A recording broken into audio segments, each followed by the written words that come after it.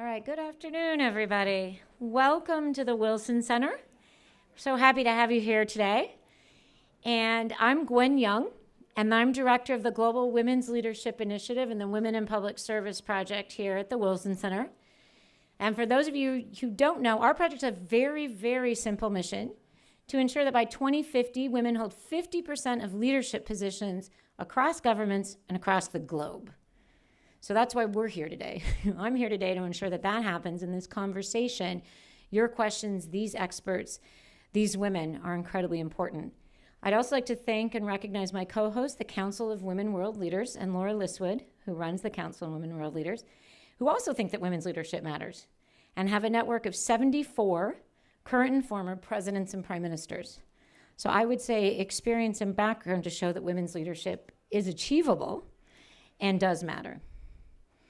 And we're also here because it's 22 days to the midterm election, and 59% of the public believe that there are too few women in political office.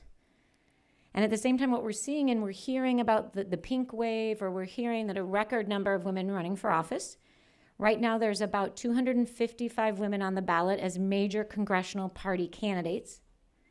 This is about half of the number of women that registered in the primaries, which shows you how difficult it even is to get on the ballot today and to be able to run. My favorite fact about the midterms, for those who don't know, is that women are half of the candidates for governor's races. So we're going to be talking a little bit more probably today about Congress, but I think that fact is quite interesting. But despite this momentum, despite where we are, the US is 103rd out of 195 countries in terms of women's leadership. There are only 23% of the Senate and 19% of the House of Representatives, 24% of statewide offices, 25% of state legislative seats. We've never had a women president. We've never had a woman head of the DOD. So no matter what happens in the midterms, we're probably not going to break this 25% barrier, which is interesting. And that's what we're here to discuss today, is a little bit of the why. So on the 20th of September, the Pew Research Center released its report, Women in Leadership 2018. And this report analyzes the views on women's leadership and the views on the obstacles that women face. And so today, I'd like to welcome Julianne Horowitz from Pew to present this research. And then we're going to sit down with a panel of experts and talk about this research and talk about what's working, what's the strategy, what role can everybody play. So right now, Julianne Horowitz, I welcome you to the stage and welcome to the Wilson Center.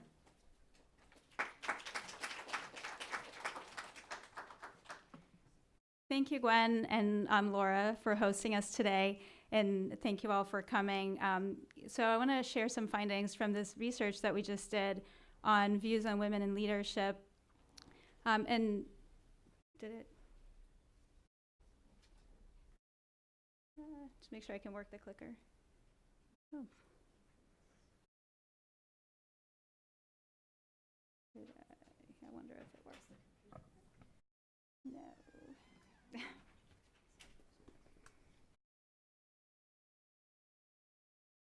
Oh, there you go. See if the clicker works. Okay, there we go. And so just to tell you a little bit about the Pew Research Center, we are a nonpartisan fact tank, and we call ourselves a fact tank because we do not make any policy recommendations. We don't take positions on issues, but we do research that informs the public about the issues and the attitudes that are shaping the country and the world. We do research all over the world. So this particular survey on gender and leadership was conducted this summer using our own American Trends panel, which is a nationally representative online survey panel. We had about 4,500 respondents, and we asked about both political and business leadership, but I will focus on the political findings today, but they're very similar. So the questions that we asked both about politics and business, we got almost identical results in many ways. So when you hear about political leadership, think that that's very similar to where the public is on business leadership as well. So I'll start out with some findings on views on this current state of gender and leadership, and also what the public sees as obstacles holding women back. So a majority of the public says that there are too few women in high political offices today. We find large gender gaps, but even more so, we find wide partisan gaps with about 80% of Democrats and Democratic-leaning independents saying that there are too few women in political office, compared with about a third of Republicans and Republican-leaning independents. But there's a recognition among the public that there are obstacles for women who are seeking leadership positions. And so 2/3 say that it's easier for men to get these positions. And here you see a majority of men and women, Democrats and Republicans, saying that this is the case. And on the Republican side, that's particularly because the majority of Republican women say that it's easier for men to get these positions than it is for women. There's skepticism among the public about whether there will ever be gender parity when it comes to gender and leadership, when it comes to particularly political leadership, with about 48% of Americans saying that even as more women run for office, there will always be more men than women in these positions. Men are somewhat more likely to say that eventually there will be gender parity, and that's in part because men don't see as many obstacles for women. They're less likely to say that it's easier for men to get these positions. When we asked about specific obstacles that might be holding women back, we saw very large gender gaps, with women far more likely than men to say that there are structural barriers for women, as well as uneven expectations for women in terms of how they're seen in the political realm and, again, in the business world as well. So, for example, 72% of women said that women having to do more to prove themselves than men was a major reason why women are underrepresented in politics, compared to 48% of men. We also see these large differences when it comes to perceptions that gender discrimination or women getting less support from party leaders, sexual harassment, the public not being ready to elect women, that women were far more likely than men to see those as major obstacles holding women back. On some other items, we didn't see as many differences between men and women. As you can see, in terms of family responsibilities, men and women were equally likely to say that those were obstacles for women. Men were slightly more likely to say that women are, maybe not as many women are interested in political leadership positions, but again, these gaps in some of these issues and some of these items were considerably narrower.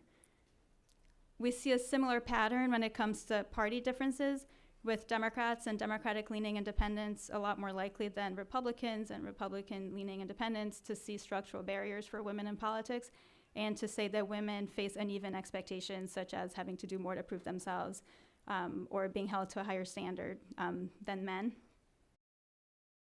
And again, there are some items where we didn't see as many differences, but one of the areas where Republicans were more likely to say that this was a major factor for why women are underrepresented in politics was that not as many women are interested in holding higher office. So 38% of Republicans said this was a major reason for the underrepresentation of women, compared to 18% of Democrats. But on some of these other items, we didn't see as many differences between Democrats and Republicans. We also asked a set of questions about leadership styles and the extent to which the public thinks men and women are different in their approach to leadership. And we also asked about some specific leadership traits and the extent to which people think men or women are better at each of these, or whether there's no difference. And so in a more sort of general way, we asked about whether people thought that people in top positions in business and leadership, if men and women were mostly different or mostly similar in their approach to leadership. And what we found was that a majority of the public said that men and women are basically different when it comes to how they approach leadership. But among those who said that men and women are different, a majority said that one isn't necessarily better than the other. They're just different. 22% said that women tend to have the better approach, and 15% said that men have a better approach to leadership position. And then when we asked about specific traits, qualities that leaders might have, a majority said that when it comes to being compassionate and empathetic, that women are better than men. On the other items that we asked about, half or more said that there is no difference between men or women, but to the extent that the public saw a difference, they tended to give women the advantage over men. So for example, 42% said that women are better at working out compromises, even though 50% said there's no difference. But relatively few said that men are better at this. Same for serving as a role model for children, maintaining a tone of civility and respect, being honest and ethical. Those were all areas where women were seen as having somewhat of an advantage over men when it comes to their approach and their leadership style. The one area where men were more said that men were better than said women were better was when it comes to being willing to take risks, where 37% said men are better at this than women, but again, 54% said there's no difference. And then we had the series of questions, and we're only showing one side of this, but we asked about men, about women separately, and when men and women are trying to succeed in politics, the extent to which certain traits and characteristics help or hurt their chances of getting elected. And so one of the things that we found is that when it comes to being assertive, decisive, ambitious, a higher share of the public said that these traits would help a man trying to get elected than said that these traits would help women trying to get elected. You can see being assertive is one of the big differences that we see. 74% said being assertive helps men who are trying to succeed in politics, and half said that being assertive helps women in the same situation. On the other hand, more people, a higher share, said that being physically attractive helps women who are trying to succeed in politics than said that it helps men, and also that being compassionate helps women more so than it helps men. And then we asked a series of questions that are more directly related to the current context, particularly the congressional election, but also the possibility of a woman being elected president.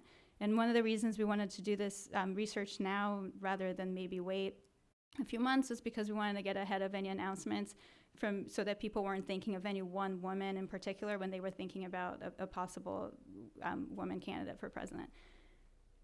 So, as you know, there's a record number of women running for Congress this year, and the public generally sees it as a good thing. 61% of Americans said it's good that there are more women running for Congress this year than in the past. Only 5% said that was a bad thing, and a third said it didn't make a difference. It was neither good nor bad. Again, we see a big difference between men and women, but as is the case with a lot of the research that we've been doing lately, the partisan gap is even wider than any other gap that we see. So, similar to the findings, the more general findings about whether there are too few women in politics, you see that 80% of Democrats and Democratic-leaning independents say that it's a good thing that more women are running for Congress this year, and far fewer Republicans say that's the case. But there's no consensus about how or whether Congress would change if there were more women. We asked about three things in particular, whether Congress would do a better job or a worse job of dealing with the country's problems, whether the tone of the political debate in Washington would be more respectful or less respectful, and then whether there would be more openness and transparency or less in Congress if there were more women. And as you can see, to the extent that people think things would be different, they see positive aspects and benefits to having more women in leadership. But about half or more say that gender isn't really related to these three different things. Again, women and Democrats are more likely to see the benefits, and Democratic women in particular. This was one area where we also saw a big difference between Democratic women and men, with Democratic women being far more likely to say that things would go in a positive direction if there were more women in Congress. And then we asked a couple of questions about the possibility of having a female president, and 45% of Americans said that this is something they personally hope to see in their lifetime, as opposed to saying that it doesn't matter. So the question wasn't, do you hope to see a female president, or do you hope that there's not a female president? So, the remaining respondents said that this isn't something that matters to them, but 45% said that this is something they hope to see in their lifetime. And that's up from 38% 4 years ago when we did a similar survey. As you can see, that changes particularly among Democrats, but among both men and women. And again, we saw Democratic men actually being far more likely than they were 4 years ago to say that they personally hope to see a female president in their lifetime. And regardless of whether or not they personally hope to see a female president, a majority of Americans say that there will be a female president in their lifetime. They expect to see that. But that's down a little bit from 4 years ago. So 73% in 2014 said that they thought this would happen in their lifetime, and now it's 68%. And that's consistent with another finding, when I put up that list of the obstacles that people see for men and women, or for women trying to get into, trying to succeed in politics. 45% has said that voters not being ready to elect women was a major obstacle. And that's actually up from 37% 4 years ago. And the change has happened entirely among women. So as you can see, the share of men who said that voters aren't ready to elect women is virtually unchanged. But among women, it went from 41% 4 years ago to a majority of women, 57% of women, saying that voters not being ready to elect women is a major reason why women are underrepresented in politics today. And so hopefully that's a good lead into the conversation with the panelists.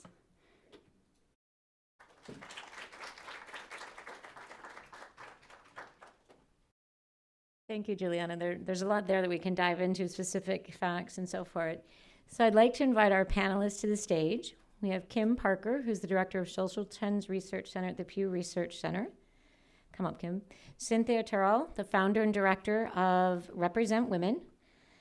Sabrina Schaefer, who is the Leadership Circle Chair of the Independent Women's Forum. And Glenda Carr, who's the co-founder and director of Higher Heights. I welcome you all to the stage. In the audience, you do have their bios in the handout in front of you. And after we dive into some of these fun questions, we're going to sort of turn it over to you to ask your questions. So one of the takeaways from this research is that the general public believes it's a good thing and we need to have more women.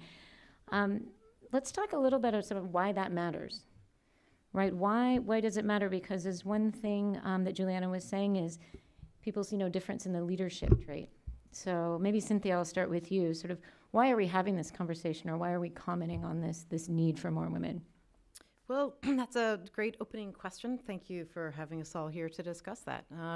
Maybe we can figure that out and go forward from this meeting. And I think it's a complicated question because I think people come from very many different perspectives on how to answer that.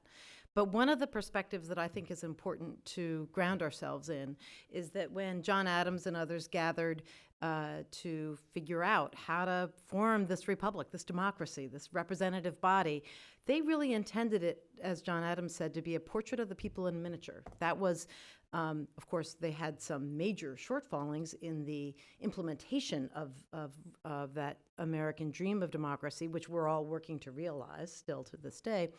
But I think the conception is that's what makes a democracy strong. When everybody has a seat at the table, when everybody has a role in weighing in on and voting in on and informing the policy that affects everyone. And I would argue that we, in order to go forward as a democracy with integrity and the ability to have a strong economy, to have a good education system, to make good, sensible policies about everything. It's not just one thing. It's 100% of the things. We need everybody's voice at the table. That includes people of color, includes immigrant people, it includes younger people, it includes lower income people, it includes Republicans, it includes independents, it includes everybody should have a seat at the table on policies that impact them. There are lots of other reasons, but I think that's an important one that we often don't talk very much about.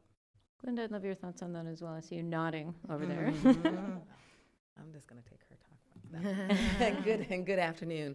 So I believe that, and we've seen this, in the past, that decision-making tables make better decisions when they're diverse. And that's from the corporate, to the corporate boardroom to our city halls, state legislatures, and Congress. That when you have diversity in thought, that sparks a discussion or maybe a spiritful, disruptive debate, but it allows us to have those conversations. So it's not just about the diversity of gender and race and ethnicity. It's the diversity of thought, yes, right, and experience. So what you see now in this election cycle, you have a broader experience bandwidth of candidates running, particularly women. You have different varying backgrounds of why they decided to step off the sidelines and to run for office. So they bring those unique experiences, those unique qualifications, and those diversity of educational backgrounds and career backgrounds that will allow we can't allow a decision-making table to say, I can make decisions across everything, but having a more representative table allows us to kind of, like I said, spark what I think are important debates that are rooted in people's experiences. But when it's all said and done, what I still love about America is that we are a diverse tapestry of individuals. It is this tapestry that, if done right, has this mosaic of different colors of fabric and threads that, when we weave together, we are stronger. And I think that's the type of democracy we should be seeking, is to look at what we can design as a representative tapestry. So there's a part of this government looking like the people in which it serves. There's a part of it sort of better policy making, because you've got this diversity of opinions around there. And then there's diversity, which goes across several levels of this. So what's interesting in some of this research is that some of this diversity is broken down around party lines. And I'm going to turn to Sabrina to talk a little bit about that. You just have to answer that question and solve and explain it exactly. Well, thank you for having me. This is on, right? Yeah. Okay. Well, thanks for having me. Part of this conversation, we were already having, I think, some good discussion before we came out here, so I feel hopeful about the future. I do think that the divide between Republicans and Democrats is an interesting one, and it might be one that takes a little time to sort of bring together. Interestingly enough, one of the things we were talking about beforehand is that I think both sides sort of grapple with the importance of gender in different ways. I think on the right, we have a lot of people who feel sort of strongly in biological gender differences, and they believe that boys and girls and men and women are different, and we have different preferences and different aptitudes, and that's a good thing. But somehow that conversation gets forgotten when we talk about politics, and suddenly, as long as you vote correctly on healthcare, it doesn't matter if you're a man or a woman. Even though when I think about my husband and myself, for instance, I think sometimes I'm thinking about healthcare through a lens of fairness. He might be thinking about it through a lens of cost. Perhaps it's good to have both of those lenses when we're talking about those policies. And then on the left, we often see sort of almost a sort of a rejection of biological gender differences when we talk about men and women, yet it becomes a priority when we talk about women in elected office. And so perhaps there's a middle ground there where we can all accept that gender doesn't have to be your entire identity, but it is an important part of it. I'm a woman, I'm a mother.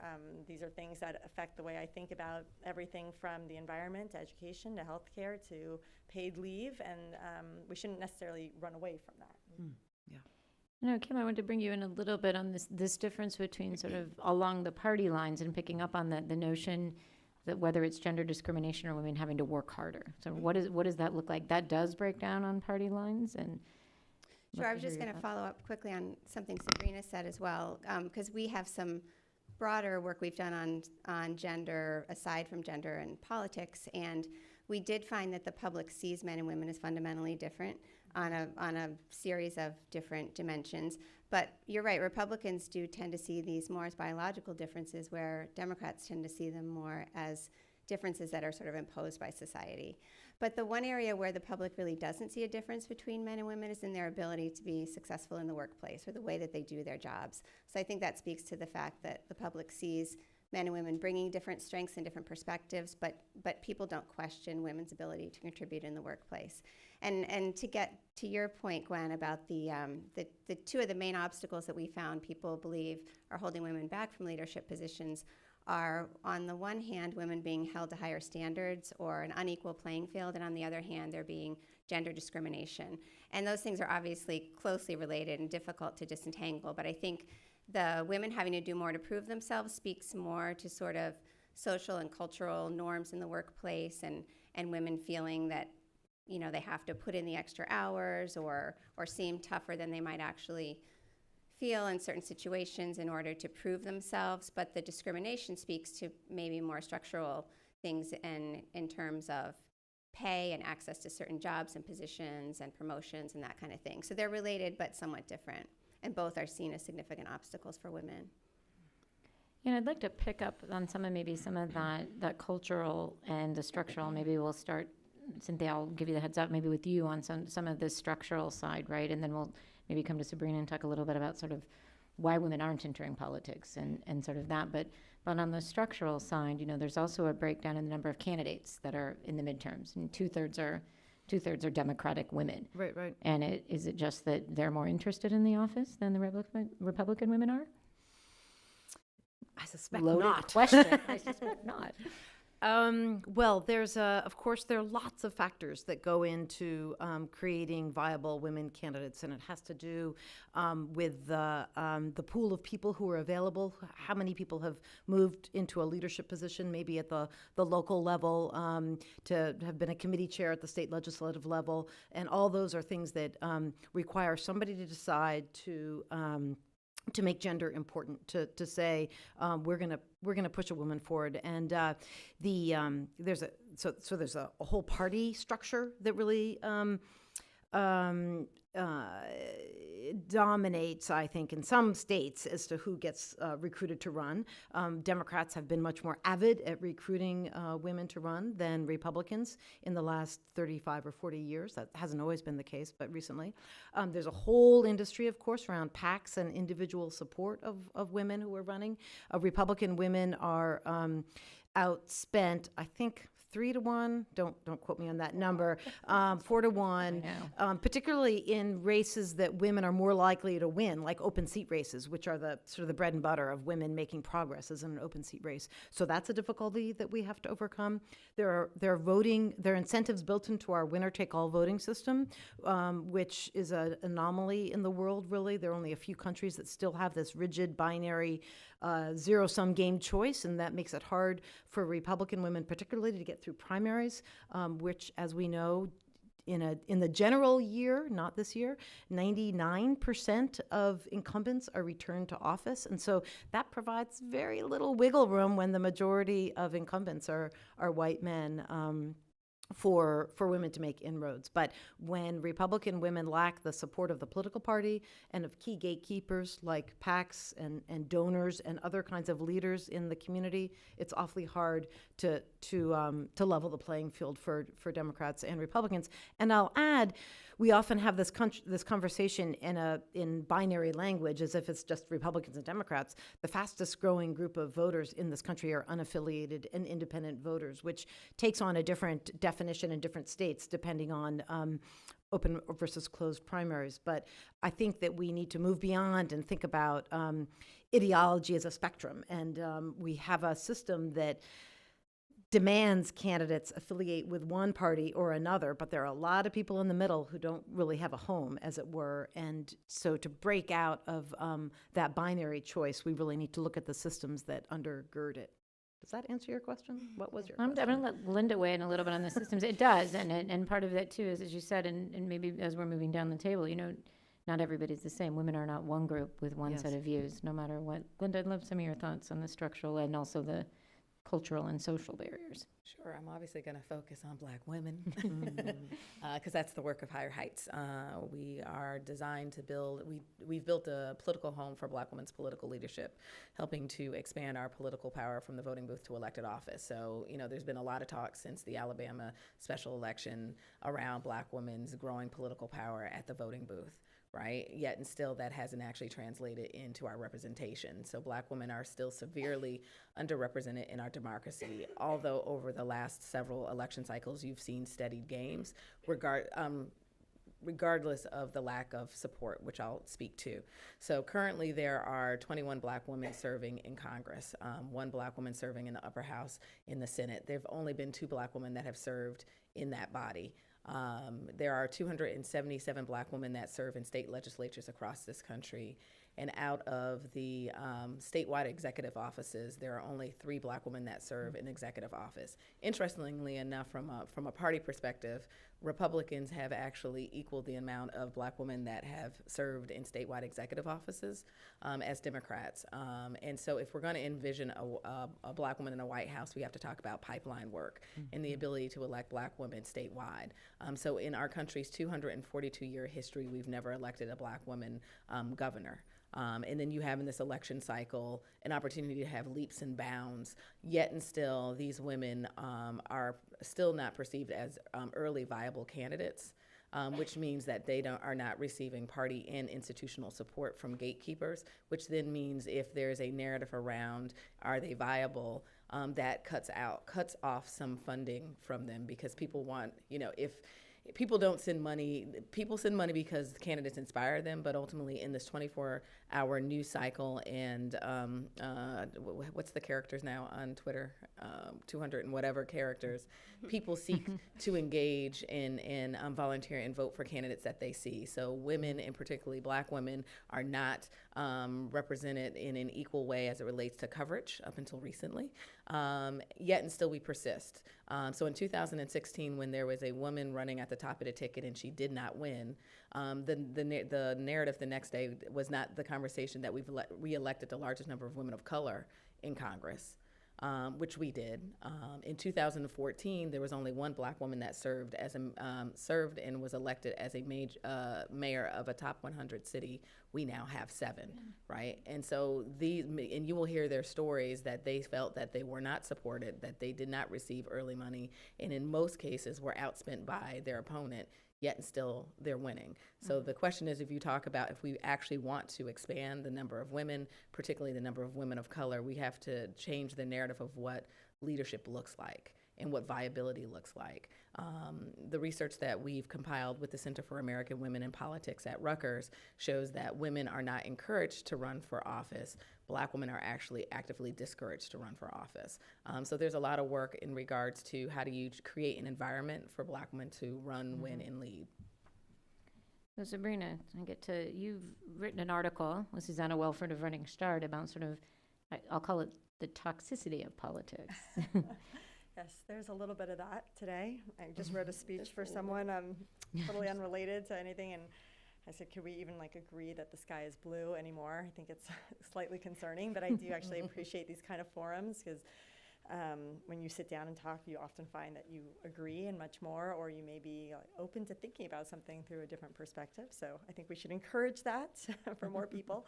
It's interesting with the toxicity because I think that's why we're seeing sort of a huge influx of women this year. And it's to your point, Cynthia, we don't know exactly political science. We love to talk about counterfactuals. We don't know, had Hillary won, would there be a lot of more Republicans running this time? We simply don't know.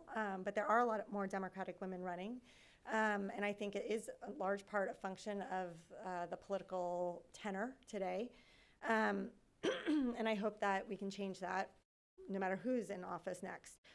But I do think that toxicity is problematic. There is a lot of research out there, and there was an interesting experiment that came out of the University of Pittsburgh about a year or so ago that found that women are not running because they don't think they're good enough or they're qualified as much as that is a problem. But that's not the only thing. The other one is that the campaign is so noisy, and the 24-hour news cycle, as you point out, is so toxic in itself that they don't feel that they can actually get their arguments out there, that they could have a conversation, that they could get you to hear what they might be saying about education or any of the other issues that they want to talk about.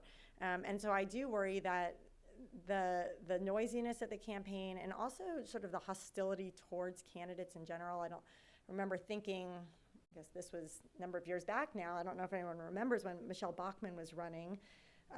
She was sort of viciously attacked during one of the debates because she left the stage. And what happened apparently was one of her fake eyelashes came off. Well, if I was going to be on a debate in front of, millions of people, I might have some fake eyelashes too.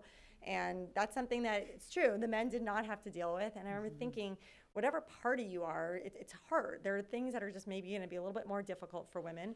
That's life. But how can we make sure that we don't allow sort of the hostility towards women and the over critiquing and then the hostility where we can't actually get our points across, not sort of deter this momentum that we're seeing now. So I hope that we can do that by more civil engagement. Bringing up an interesting point, though, coming back to sort of the not maybe focusing less on the gender, but what I often hear from women from my position is that people don't often ask them about their policy views or their expertise versus why do women matter? Are you a women candidate? What support do you have from your party? And I wonder, I don't know, Glenda, from where you sit, are people feeling like their voices aren't being heard in terms of expertise and policy? I mean, I think what we also have, you have a record number of women stepping off the sidelines to run for office in the spirit of Shirley Chisholm, who said, you don't make progress whimpering and complaining on the sidelines. You make progress by implementing ideas. And I think in this season, you now see not just women running for office. You are seeing women that are using their voice from being an activist and protesting to being engaged in lobbying their elected officials.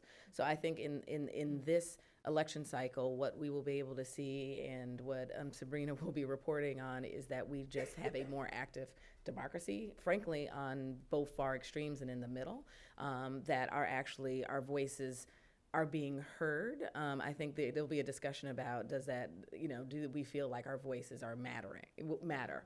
And for me, because this is what I do every day, I absolutely do believe that the squeaky wheel gets the oil, even if your outcome isn't the one that you want. You've raised a discussion. So I am enjoying to see that the young people to the oldest Americans are exercising their rights as citizens in having their voices heard and talking in dialogue with their fellow neighbors and their elected officials.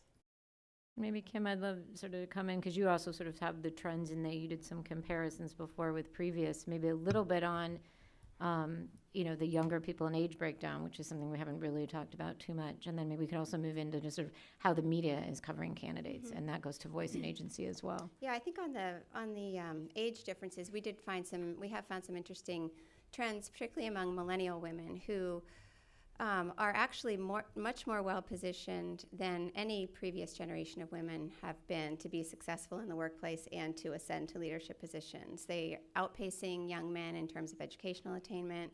They're on par with men in terms of managerial positions in the workplace.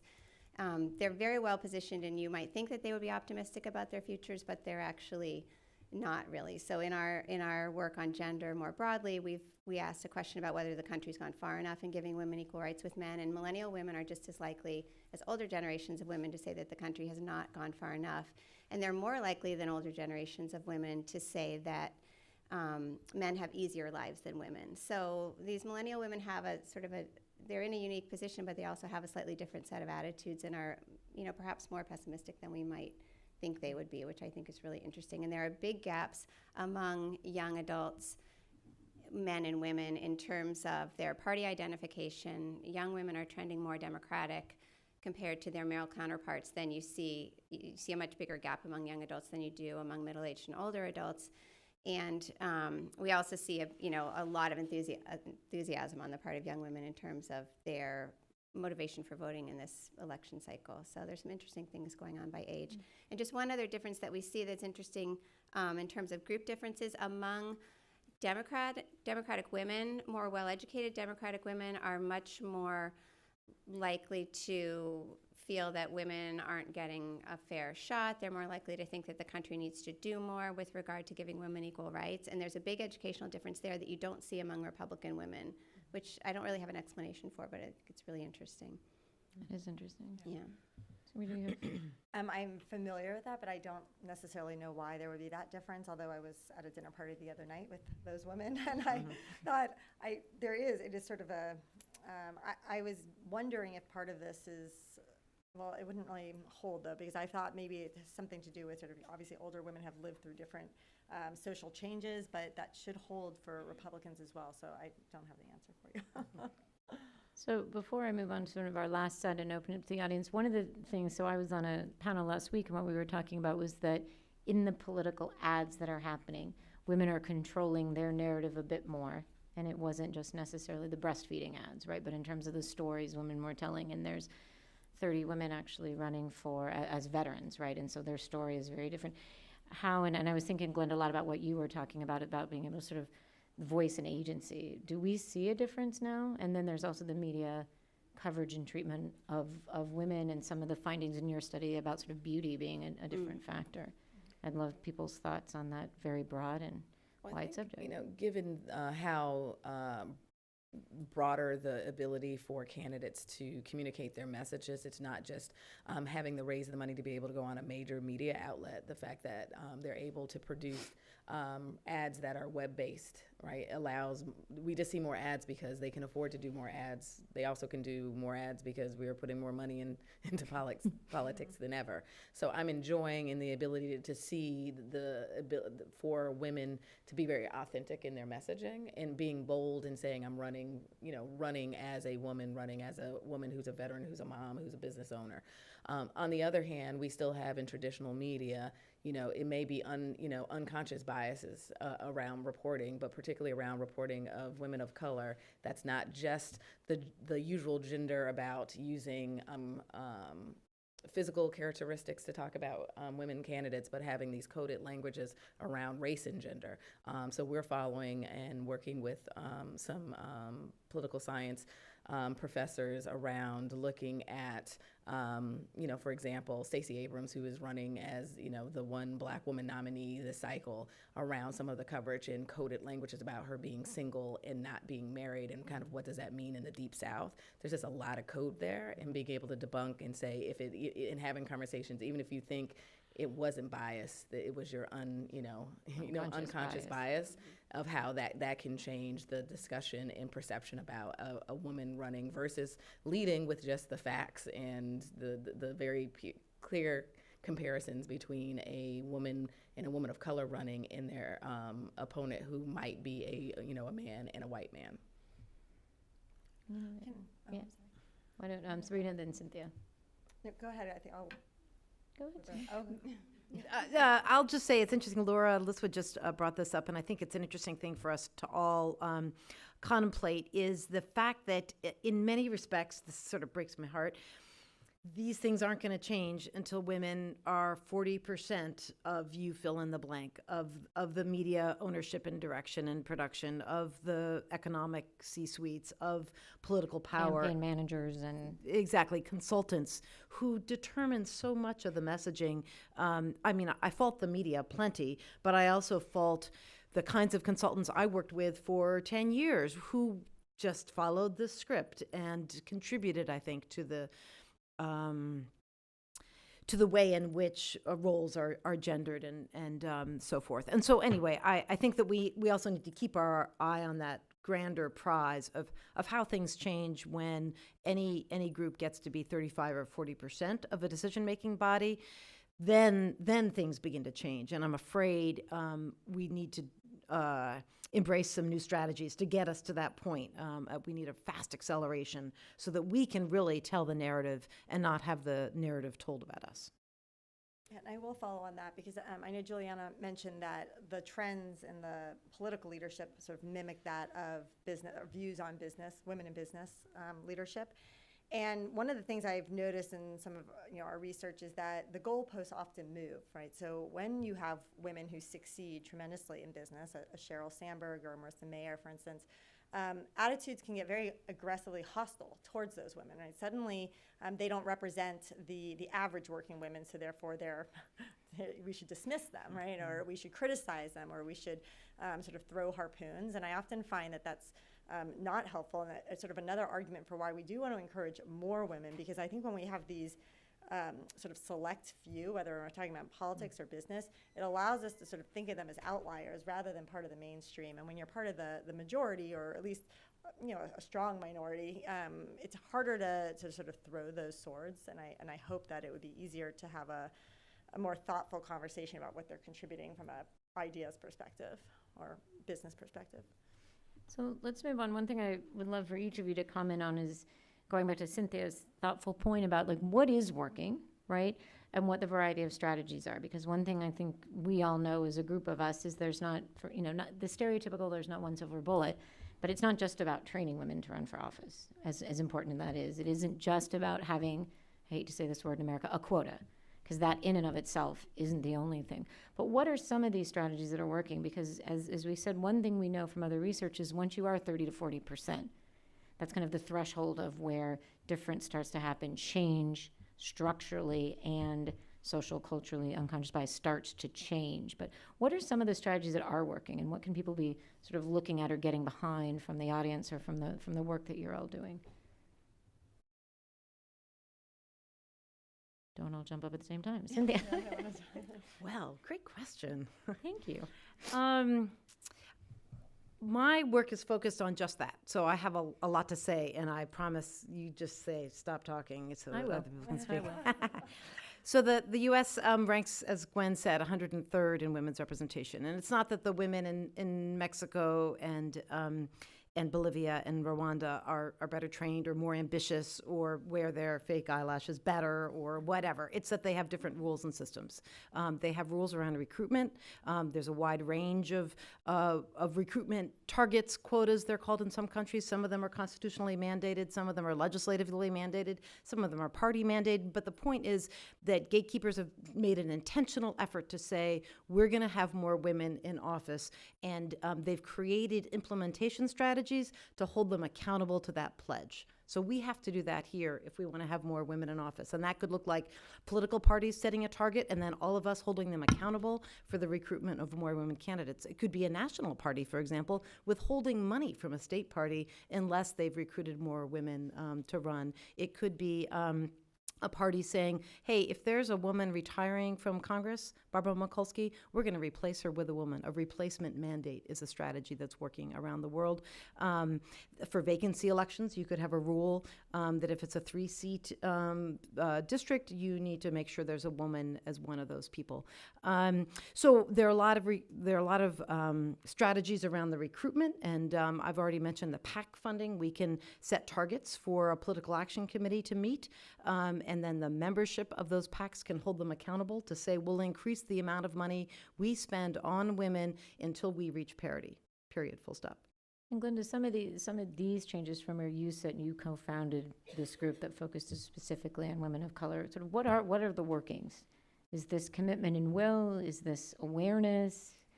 It's a combination of items. So one, over the last couple of election cycles, there have been an increase of political groups of color, particularly Black-led political groups like Higher Heights, Collective PAC, the Black PAC, who are, one, raising awareness, pushing traditional gatekeepers to invest early, and then more importantly, just raising dollars within the ecosystem, but also expanding the number of expanding the diversity of donors that are supporting this work. Research points to a role modeling effect. So the more Black women that are running, winning, and leading actually inspires more Black women to run, win, and lead. And then finally, I think it is the notion that looking at this election cycle and the two prior, that you've seen an increase in Black women running. It is demanding two things, that our party structures on both sides, all of the committees, your Senate committees, your House committees, your state and national parties, ensuring that Black women are getting what I call their return on voting investment, that you're investing in not just us as voters, but investing in us as political leaders. So diversifying these gatekeeper organizations and institutions, so the boards, the senior staff, and the membership reflects this democracy, because when you have the diversity there, then those organizations will then look at recruitment in a different way. And then finally, it is ensuring that they're investing and investing early in Black women, from recruitment to training to when they are stepping off the sidelines, that you're actually equally funding them as candidates. And Sabrina, as a sort of independent women's forum, hat and Pew Research, also in picking up on one of the points Glenda made, want to hear a bit from you on your thoughts of what's working, and a bit about the voters and what the voters want, and what does that play in terms of this? Right. Well, one, I actually feel rather optimistic about what voters want. We did quite a bit of research on this as well, and I think that our research, Jennifer Lawless up at AU, her research. Sorry. Little comedy break will help. Really are showing that the public are very open to having women run. And I think one of the things that's interesting with her research, they looked at both media coverage of women, and not just in these sort of high profile campaigns, but at the state level, sort of less known congressional campaigns. They looked at over 300 congressional campaigns and found that the media's treatment of candidates was actually unbiased, right? And that voters were prepared. I think the bigger issue is whether a woman fits your particular ideology. And so women seem ready for women in office. And I thought, as Juliana pointed out, a few years ago, I think the reason that people thought they were going to see a woman president in their lifetime was because it was right on the cusp of happening. Now a couple of years out, they may feel it's a little different, but given another couple of years, that number might pop back up again, right? So I think voters very much are ready as long as it's someone that fits their viewpoint. And just to add to what Glinda was saying on what we can do, first of all, I think the role model piece is so important and also worrisome, because that's where I worry that right now we could have a backlash when women are mistreated by the media, or if they're portrayed in a way subtly or more overtly that we find is wrong. Then I worry that other women looking at them are saying, I don't want to go through that. Why would I leave my family at dinner time to go to an event when I know that this is how the media is going to portray me, right? All of these different calculations that women have, and they do seem to have more of those calculations than men do. But the other thing that I think is good, and you also mentioned, is this idea that we have to start early, because one thing we know with women is that they often will be very patient, and they may get some training now, but not choose to run until the right time, whether personally, professionally, or just politically opens up for them. And so I think programs like Running Start, programs like Higher Heights that are giving women those tools to sort of plant that seed and sort of think about maybe down the road, that's something that could be very effective, because you don't know when the right time is going to sort of pop up for you. Okay. One of the reasons why I was pulling up my phone and video popped up, is that one of the things, we just partnered with the Brookings Institute on a what we're calling a blueprint, and it's the notion of actually determining where in the country are places for, again, we target for Black women, but places where we ought to be investing in Black women for a variety, based on census, election data, term limits of where are there places. And so there's three big findings we found is obviously Black women running in districts that are dominantly African American or communities of color. She has more likely will win. We just need more women to run. But in the last couple of election cycles, you've seen that Black women are running in districts that are majority districts and running and winning, like a Bonnie Watson Coleman, who represents part of New Jersey, like Princeton. What we found is those districts, the higher the education of the district, the more likely a woman and a woman of color can win. And again, if I'm going to envision a Black woman in a White House, it is going that if white men can represent me, then obviously if I am a qualified Black woman, white men and white women and the diversity of this country needs to see that I'm a viable candidate who happens to be a Black woman who's wearing my heels and my skirt. And you're bright pink. And you're I wanted to work that in a way that shows that there's diversity. And you are seeing more women running, so being able to actually move the chess pieces across this country in a way that we are going strategically where are places that there is underrepresentation of women. And that's a lot of the work that our colleagues have been doing, but then really connecting that to not just race, not just gender, but to race in a way that can expand the map that is diverse across the country. There's a woman running for a statewide office, a Black woman running for a statewide office in Iowa, right? And it's the first person of color ever to win a primary on either side of the aisle in a state that is, dominantly a white homogeneous state. So I think we will turn it around to the audience right now. We do have some microphones. So I'd ask that you introduce yourself briefly, sort of who you are and where you work or where you come from. And also, please do ask a question. Please end your phrase with an inflection and a question. There will be some time afterwards to converse and talk about what you do, but it'd be great if we could have some questions. And we've got microphones on either side, so I open it up for questions. I think we've got one in the middle right here. And then we got, Hi, my name is Stephanie Haven. I'm a graduate student at Hopkins SICE down the road. Earlier in the panel, there was a discussion on the gap between that substance that women candidates want to talk about, so policy issues, and that which women are often asked about. So what does it mean to be a woman running in whatever position? One of the issues that I've seen in my graduate studies is this siloing of women's issues as distinct from national and foreign policy rather than integral to it. So I wondered if you could talk a little bit about in your work particularly with people interested in getting in politics, what advice you have and what best practices you've found to integrate these subjects. Wonderful.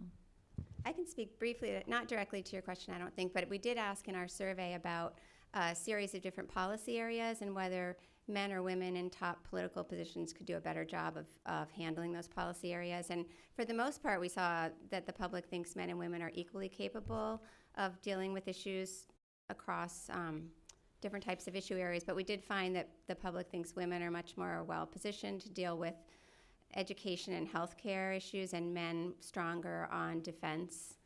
Which ones am I forgetting? Yeah, foreign policy and defense. Generally. But on the others, whether it was the economy or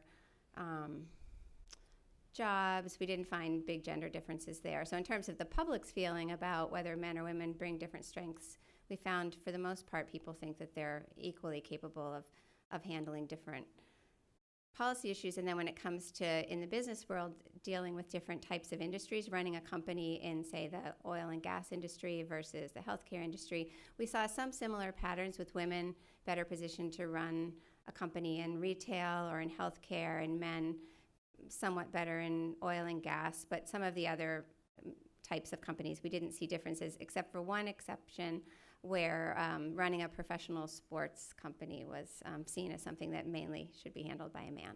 So maybe that'll change. It's interesting because we have this global index covering 75 countries, and women are 2/3 in the ministries there and in leadership in health and education. Mm-hmm. So I think part of that plays into the role model piece that we were talking about, where you would expect them, the siloing of issues, the fact that we've never had a woman head of the Department of Defense over here, right? Sort of the where are they. But the second thing is, I'm sure you all see it, but I throw the question, I do meet a lot of women who say, I've had the leadership training, or I don't need the leadership training, I want the expertise training. Or going back to people aren't actually listening to my policy voice. And I don't know if we see a bit of that, but I think trying to get out there on some of these foreign policy issues in a way. The question is, are they being heard? I think we had one woman, here we go. I think we'll take these two women in this row, we'll take the questions together. Thank you. My name is Astrid Ruiz from UpBoost, a private company focused on developing leadership and entrepreneurship in rural areas. My question is the rural-urban gap reflected in the public's attitude towards women's leadership and capacity? Let's see. I can sort of Okay, address. go ahead, yeah. We'll come to your question. Go ahead. Oh, did you want to do her question? No, but that's okay. Go ahead. I think the short answer is not really. I mean, there are different, we just did a big study last year on urban, rural, and suburban Americans and differences across community types. And I believe the differences that you would see between urban and rural Americans on issues relating to gender would be more closely related to partisanship than they would be to community type itself. So we know that Republicans are more heavily concentrated in rural areas, and we know that Republicans have much different views on these gender issues than Democrats do. So I don't think that community type itself is a prominent driver behind these attitudes. I think it's more party.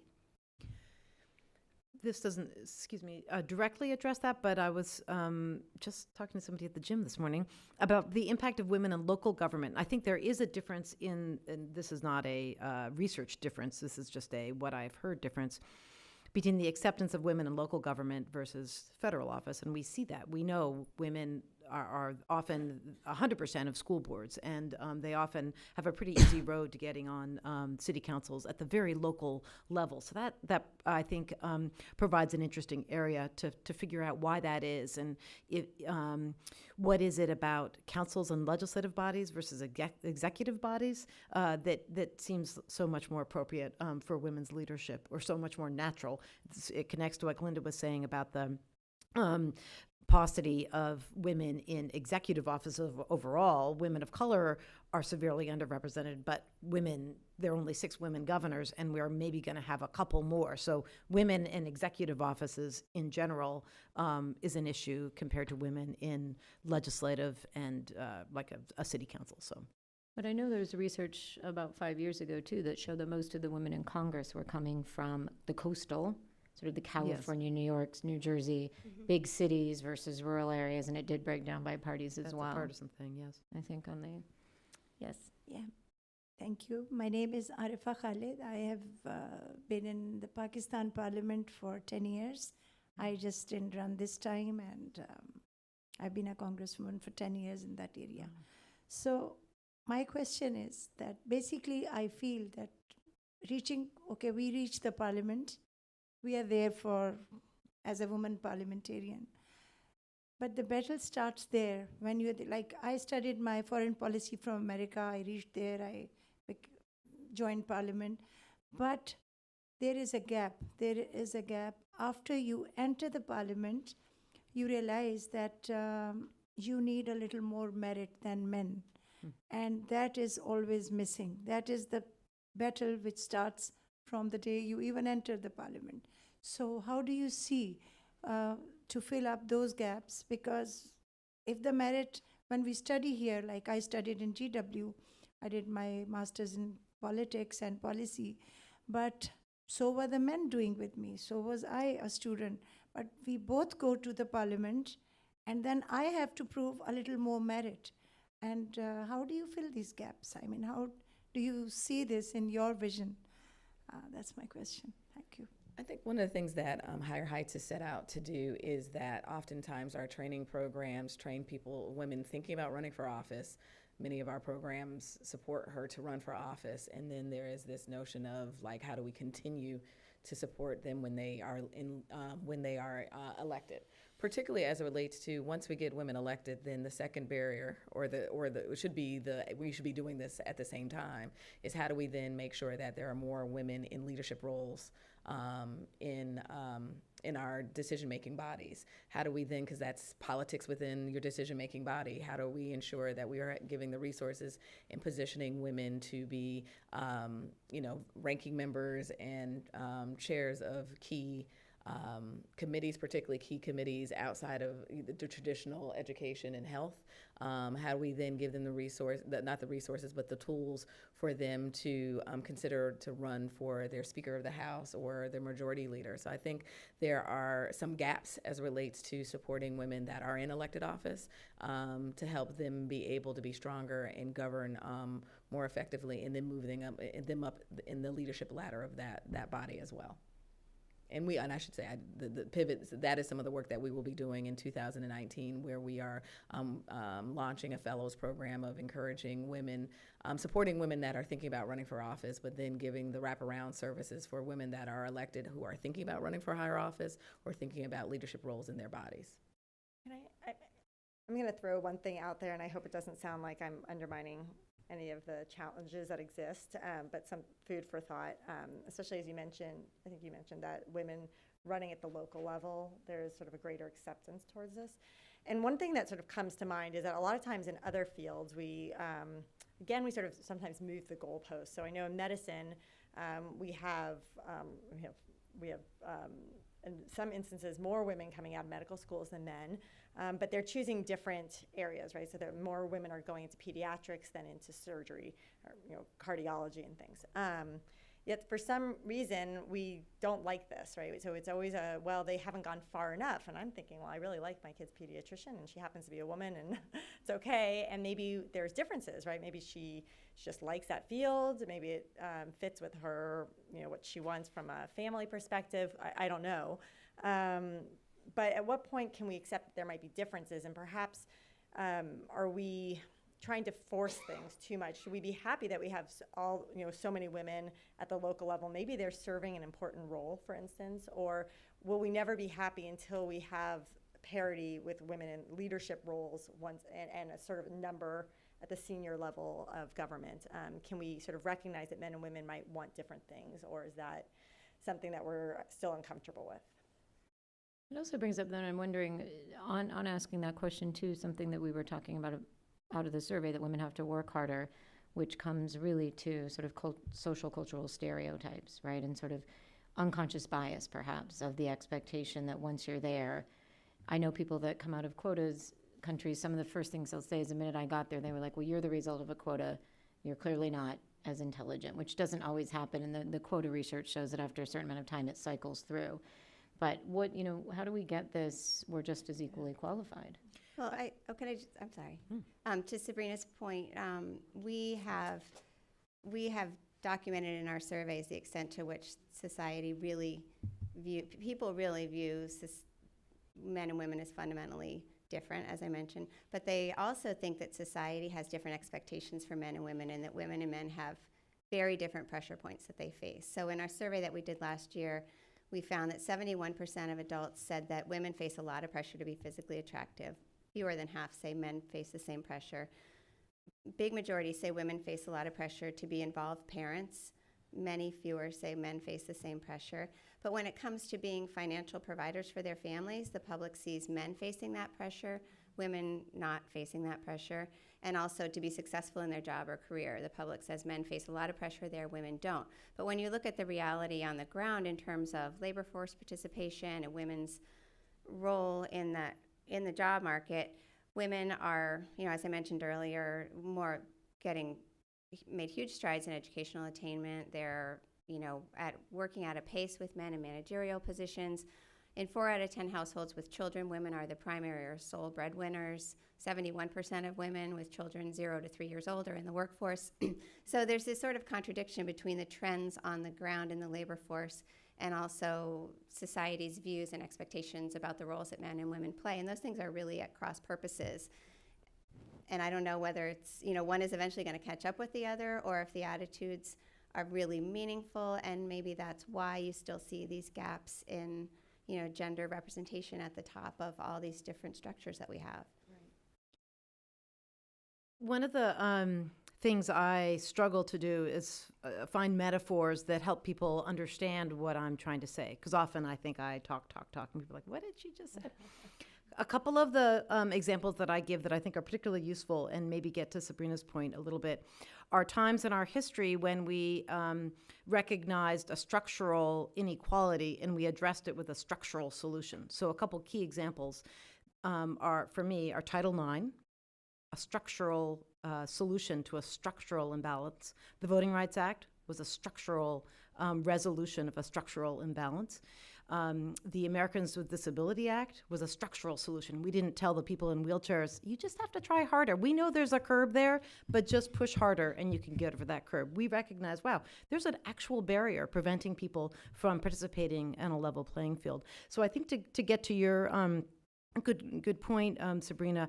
I see it as a equality of opportunity, not necessarily of outcome. And the thing that we do not have in this country is equality of opportunity. So people are not being considered, women are not being considered, black women are not being considered, Republican women are not being considered for things because they've not been forced to.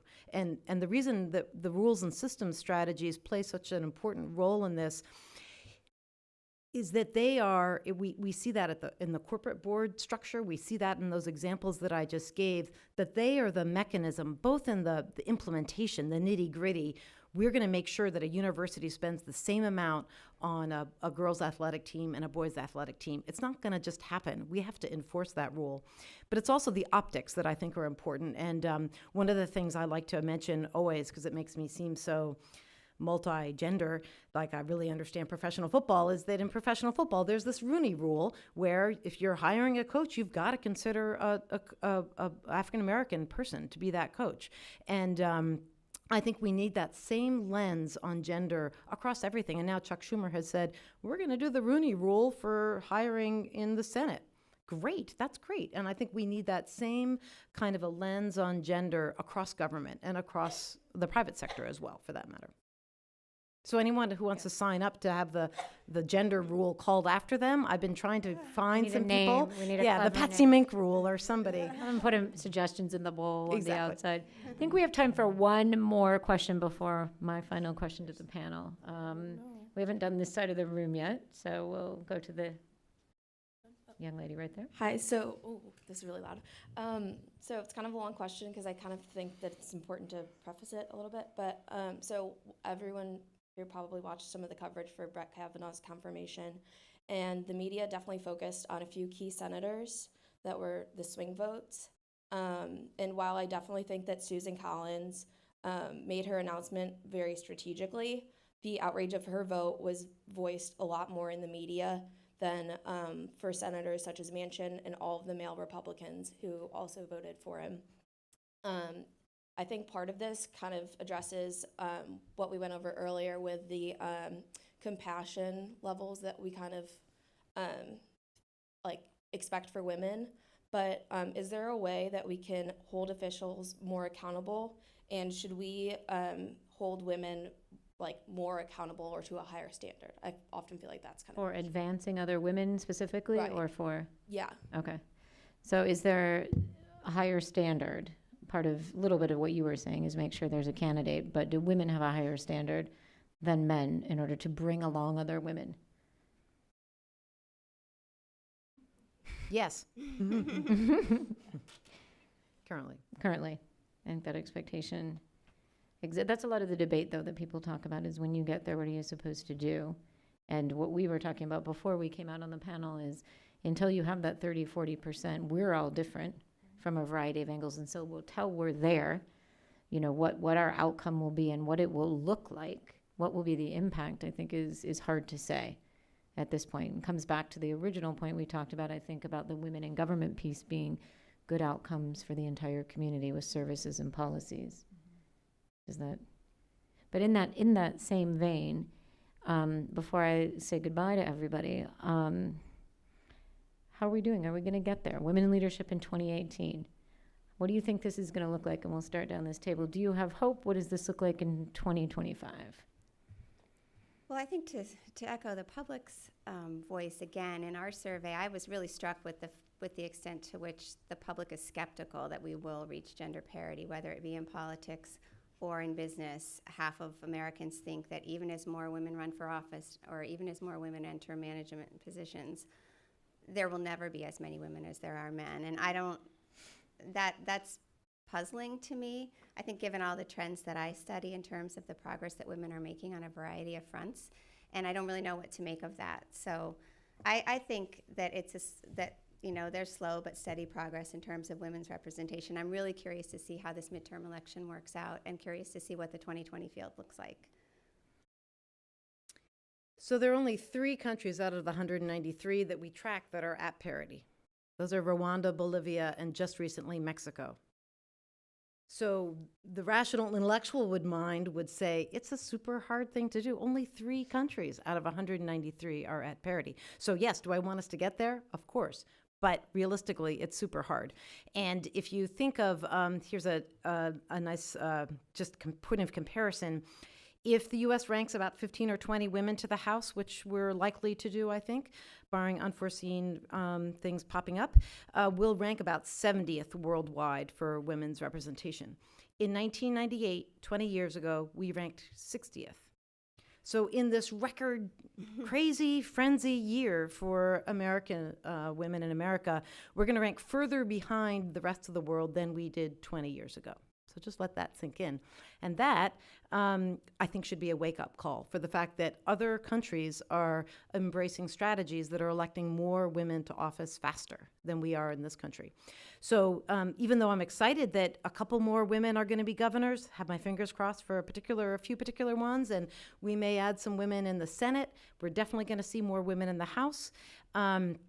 Who knows what the 2020 elections bring until we really figure out enduring systems change that includes voting system reform.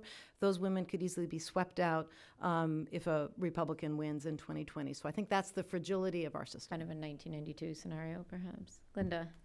So it's the 50th anniversary of Shirley Chisholm's run and election to Congress, catapulting her to be the first Black woman to serve in the House of Representatives. So it's been 50 years, but this year, what I think the narrative that the day after election with Higher Heights members, leadership, and staff when we wake up, there'll be a couple of things that will have happened, right, is that the nation has had a new discussion about Black women in American politics. That for those who are rooted in the data have known that Black women decide elections, and that our voting, not only do we vote, we bring our networks to the polls, our house, our block, our church, and our sorority, that the Black women that have stepped off the sidelines to run for this office have changed what the viability of a Black woman candidate looks like, win or lose. In 2018, we've elected the first Black woman governor nominee in our country's history, regardless of what happens in the general election. We will have the largest number of Black women serving in Congress, coming from districts that historically people wouldn't have looked at recruiting, training, and supporting a Black woman in that district. And then finally, it allows us to vision out what 2020 looks like, and that we will have a broader chorus of individuals that are going to be recruiting and training Black women early and preparing them to run for office, not only on the state level, on the local level, but positioning Black women to run for higher office, including envisioning a Black woman running for the highest office of this country. Mm-hmm. Sabrina. Well, I always feel very optimistic about sort of the role of women in America today. That's not to sound Pollyannish, but I think that we've seen women make tremendous strides educationally. They are outpacing men in many ways, even earnings. I know we talk a lot about the wage gap, but there's some very distinct periods where women are actually making more than their male counterparts. The workplace, we are seeing women sort of shatter the glass ceiling in almost every industry, and I think that there's lots of room for us to improve. I think there's still plenty of problems out there. I think there's a need for more flexibility. I think there's a need for sort of to allow technology to give women more freedom that we all kind of would benefit from, and more conversations like this. But I think that we're moving in the right direction, and I think the fact that there's so many organizations that are focused on this says a lot about where the country is, that there's a willingness and an interest and an openness to seeing change.